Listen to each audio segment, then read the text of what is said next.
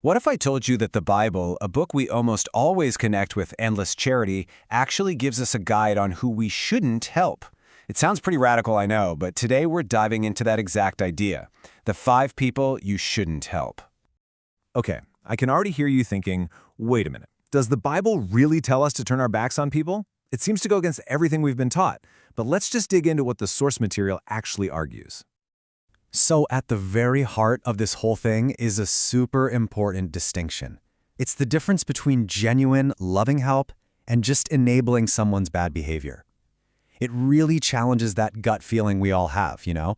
That feeling that we have to say yes every single time someone asks for help. And here it is, the main point, laid out plain and simple. According to this viewpoint, helping certain kinds of people doesn't just fail to fix the problem, it can actually sponsor their sin and, on top of that, bring all sorts of chaos right into your own life. Okay, so if that's the big idea, who exactly are we talking about? Well, the first 2 types often go hand in hand. We've got the manipulator who relies on deception and the lazy person who creates this web of dependency. First up is the manipulator. Now, this isn't just someone having a hard time. This is someone whose main goal is control. They use things like guilt trips and emotional blackmail, not because they need real help, but because they want to bend you to their will. So how can you tell if you're dealing with one? Well, here are a few red flags. First, they kind of only pop up when they need something from you. Second, they'll use your own values against you. You know, if you were a real Christian. And check out that last one. If you try to set a simple boundary, they flip it and make you feel like you're the bad guy. And you know, the language the Bible uses here is incredibly intense. Lying lips aren't just a mistake, they're an abomination. That's a word of total disgust. So the logic here is, if God feels that strongly about deception, how can enabling it with our help possibly be the right thing to do? All right, let's look at the second type, the lazy. And we've got to be really precise here. This isn't about someone who just lost their job or is in a tough season and trying to get back on their feet. No, this is about a consistent pattern of behavior. Someone who just avoids effort, but expects everyone else to pick up the slack. This chart right here really nails the difference. On the left, you've got the person who would not work. It's a choice. On the right, the person who could not work because of their circumstances.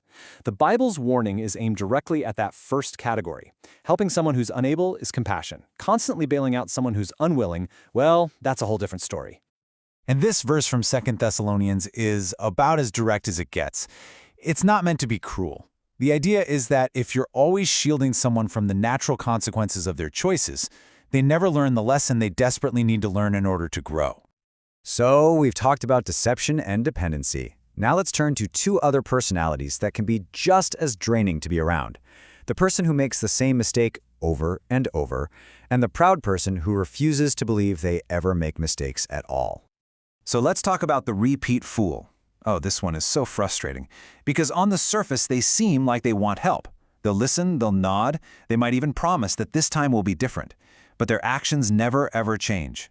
They don't actually want to be transformed, they just want you to rescue them from the consequences again. The Bible uses some pretty shocking imagery here to get the point across. I mean, it's gross, right? But it's meant to be. It perfectly captures that repetitive, self-destructive nature of what the fool does. They keep going right back to the very thing that made them sick in the first place. And this leads to a really powerful question we have to ask ourselves. Are you really helping someone learn how to swim?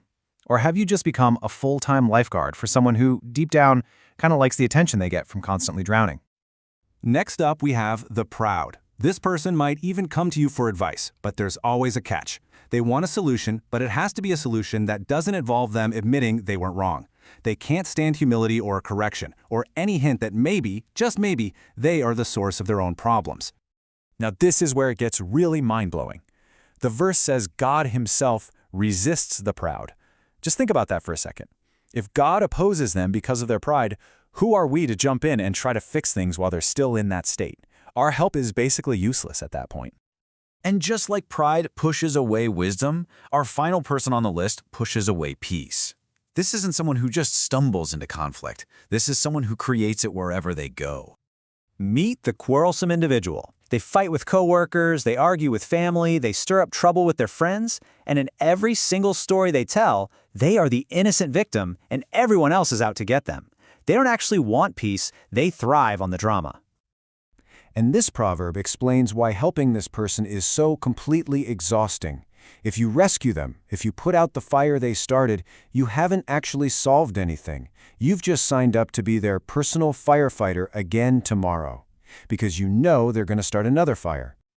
So, after going through all these difficult personality types, we get to the most important question of all. How do we tell the difference? How do we know when our well-intentioned help has crossed the line into harmful enabling? And this is probably the question that's been nagging you this whole time, right?